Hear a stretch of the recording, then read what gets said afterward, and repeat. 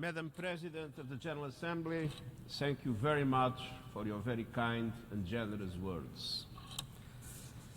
Excellencies, Happy New Year.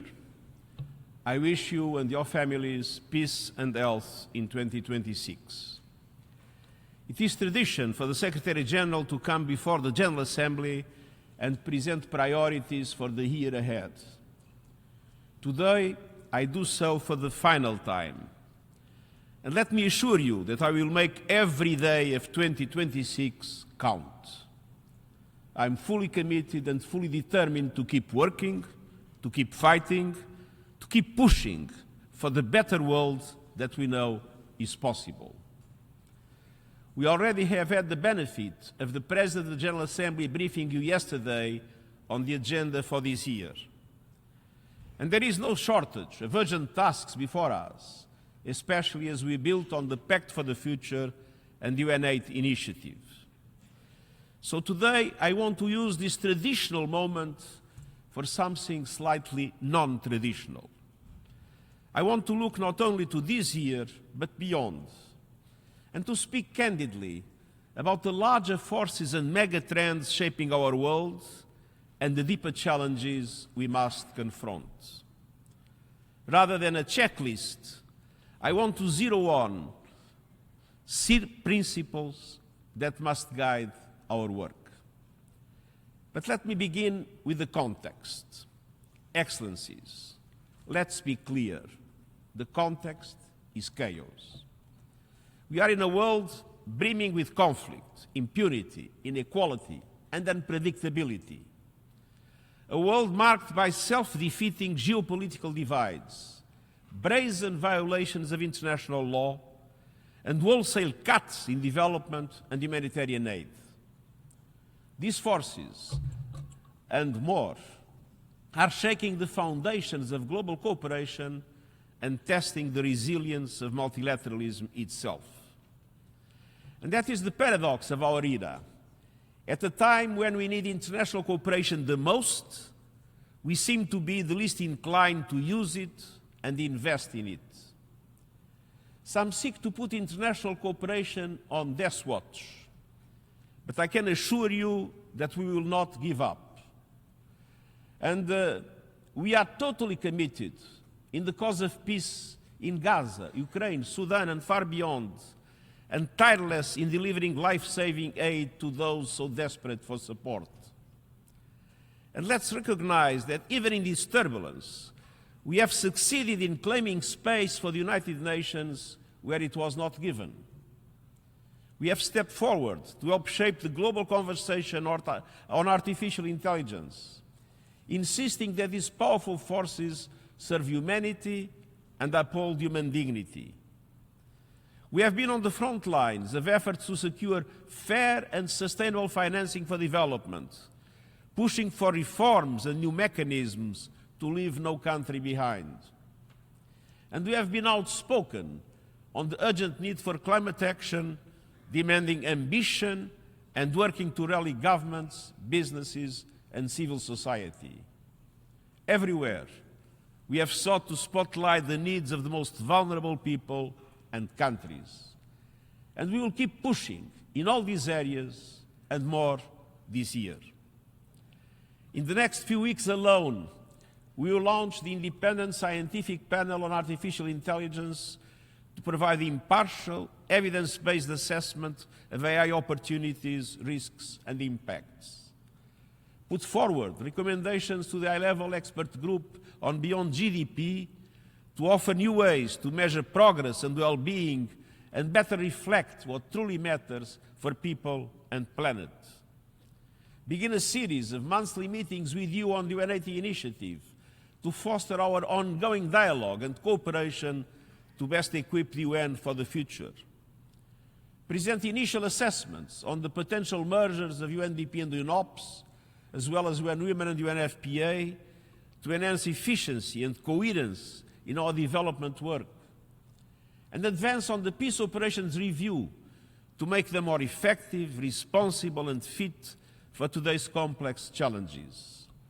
And this is just a small taste of some immediate next steps. Across the board, it is full steam ahead. Excellencies, we are working in a time of dramatic change, and we need to reflect the world as it is. Disruptions do not have to be destructive. They can also be a force of construction. The UN80 initiative is about building a UN system that delivers more effectively, more coherently, and with greater impact amid the reality of shrinking resources and rising needs. Yes, reform is about resources and using those resources effectively and efficiently. Budgets matter, but only if every member state pays its contributions in full and on time.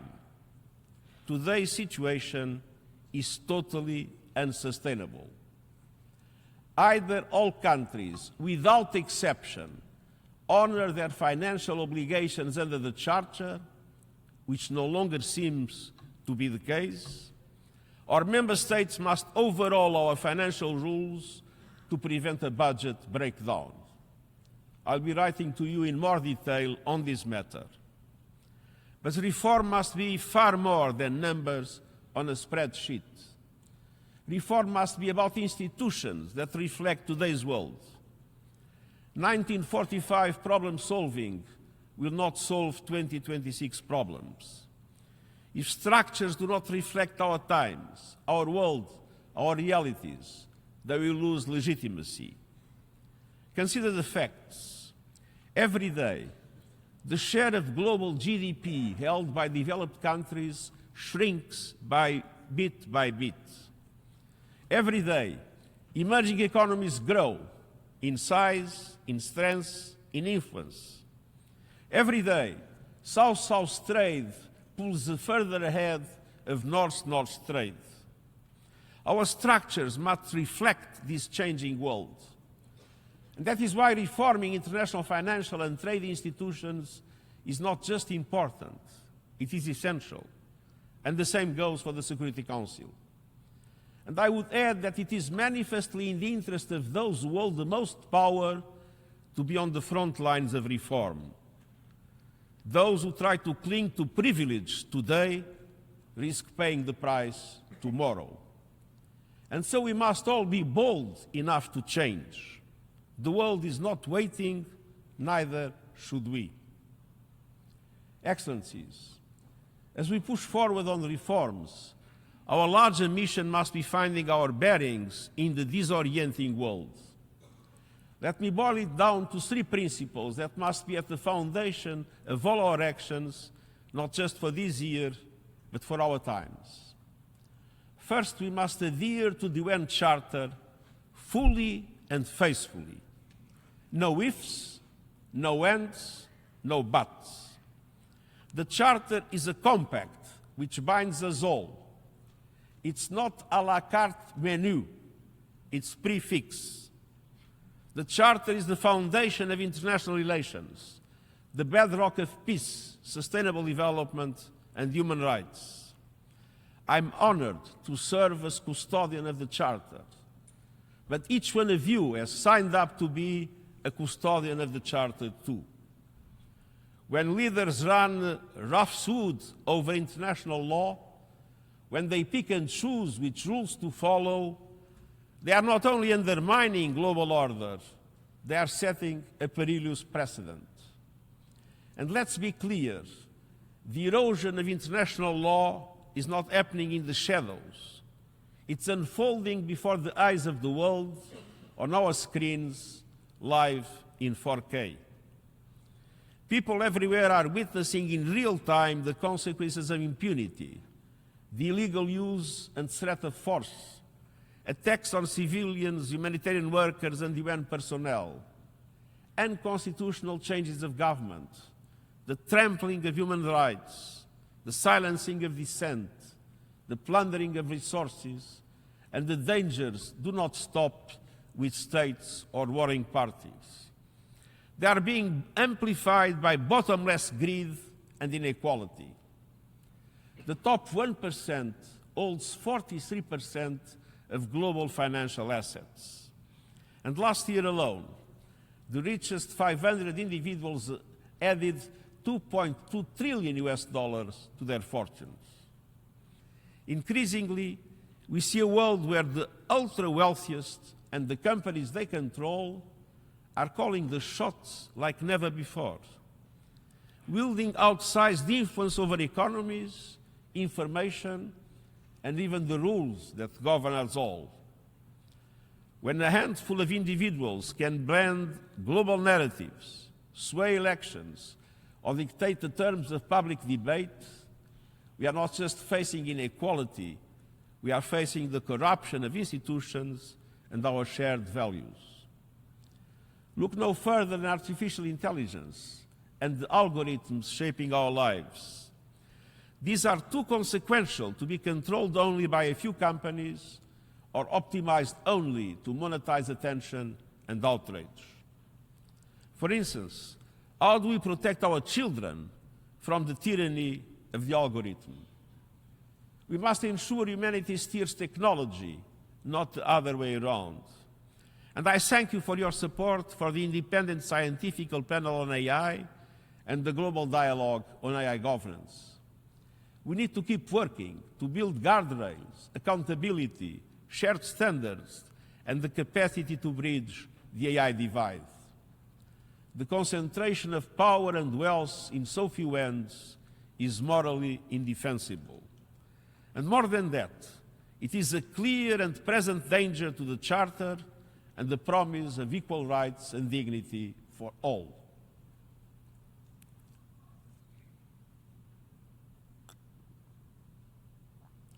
That leads to the second principle. We must be relentless in our work for peace and justice, peace between nations, and peace with nature.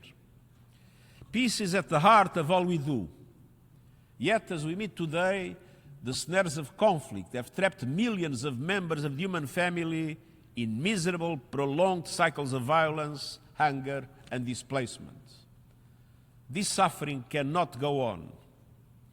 In Gaza, I welcome the start of phase 2 of the ceasefire announced by the US and reiterate that humanitarian aid must flow unimpeded, the ceasefire must be implemented in full, and the way must be cleared to an irreversible path to a two-state solution in accordance with international law. In Ukraine, where we must spare no effort to stop the fighting and achieve a just and lasting peace in line with UN Charter, international law, and UN resolutions.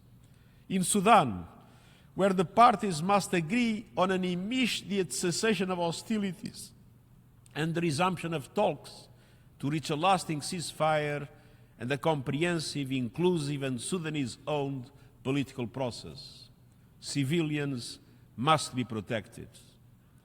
From Yemen to the Democratic Republic of the Congo, from Haiti to the Sahel, to Myanmar and around the world, we must never give up in the pursuit for peace. And throughout, we must recognize that silencing the guns is not enough. Peace is more than the absence of war. The root causes of conflict must be addressed. If not, any solution will be precarious.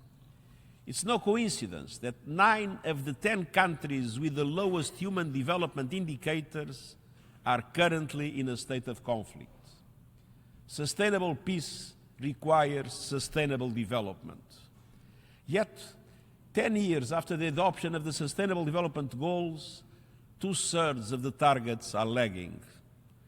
The world is falling short by over $4 trillion a year in the resources developing countries need to deliver on these promises by 2030. And developing countries are being battered and bruised by limited fiscal space, crushing debt burdens, and skyrocketing prices. We must advance on last year's Seville commitment, which set out an ambitious agenda to scale up finance, address the debt crisis, and reform the international financial architecture so developing countries can invest in the systems that support development and peace. And peace with justice means peace grounded in international law and on human rights, economic, social, cultural, civil, and political, which are inalienable, indivisible, and interdependent. We must safeguard freedom of speech and civic space. And on that note, I'm deeply concerned by the violent repression in Iran. We must open the doors of opportunity for women and girls around the world. And I want to stress that we cannot and will not give in to the disturbing pushback on the rights of women, half of humanity, and the hard-won gains in equality, participation, and protection. I'm proud that we achieved for the first time in UN history gender parity at senior levels. We are stronger for it, and we will keep going. And we will also build on progress to expand meaningful engagement with young people, full inclusion with persons with disabilities, and real opportunities for indigenous peoples. All of this is essential to build a more equitable, peaceful, just, and sustainable future. Excellencies, peace with justice also means peace with nature. A world in climate chaos cannot be a world at peace. Climate change is a threat multiplier, inflaming tensions over land, water, and food, forcing people from their homes, and tearing at the ecosystems we all depend on. It is also a profound injustice that those least responsible are paying first and worst. Leaders have failed to keep temperatures below 1.5 degrees. A temporary overshoot is now inevitable, but it is not irreversible. Our mission is to keep that overshoot as small, as short, and as safe as possible, and bend the curve back towards 1.5 without delay. That means delivering beyond national climate plans to cut emissions now and to keep cutting. Accelerating a just, orderly, and equitable transition away from fossil fuels to renewables. Doubling energy efficiency by 2030, building grids and storage to connect clean power to all, cutting methane, and halting deforestation. Making good on promises for adaptation and for loss and damage. And ensuring affordable, predictable finance that reaches those who need it, when they need it. Climate justice is an investment in peace and security, because vulnerability anywhere becomes a risk everywhere, rippling through financial systems, supply chains, and global stability. Third and finally, our priority must be to build unity in an age of division. Around the world, we see the risk of societies breaking down under the weight of racism, nationalist xenophobia, and religious bigotry. These poisons are corroding the fabric of communities, fueling division and distrust. The dangers are not abstract. They are visible in the daily lives of millions, supercharged by rhetoric and disinformation that seeks to exclude rather than embrace. And it's not enough to denounce these impulses ideologically or to simply say, this is wrong. Many people feel left behind. They see wealth around them, and yet they struggle to get by. They feel that rapid globalization, together with technological progress, have undermined their prospects. They look at large movements of people and are told falsely that identity is a zero-sum game. Demographic trends heighten the urgency. The demographic dividends cannot materialize if young people don't see the dividends in their own lives. At the same time, aging societies cannot afford to turn inward to build walls, literally or figuratively. Doing so is a recipe for stagnation and worse. Every country has the sovereign right within the law to manage its borders and ensure its security.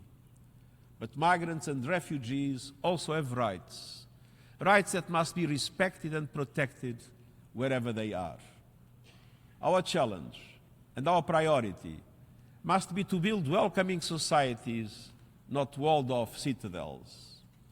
Societies that invest in the software of social cohesion, inclusion, education and skills, decent jobs and social protection with a new social contract.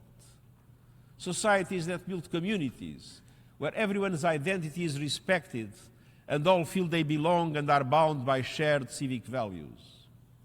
Harmony is never accidental.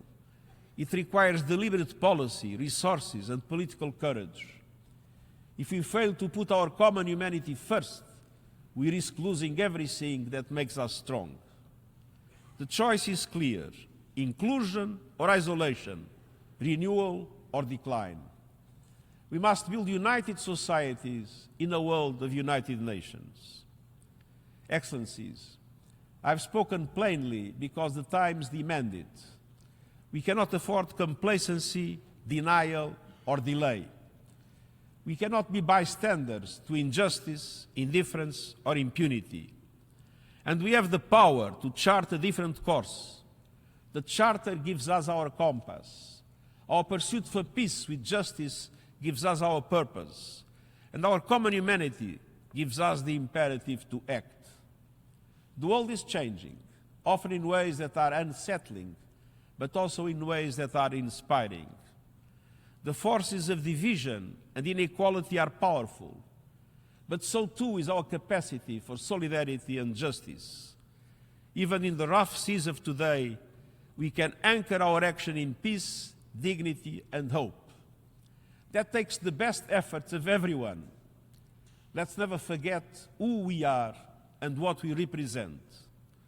The United Nations is a living promise, a promise that despite our differences, we will solve problems together. Let's keep that promise. Let's never give up. The stakes could not be higher and the time could not be shorter. And I thank you.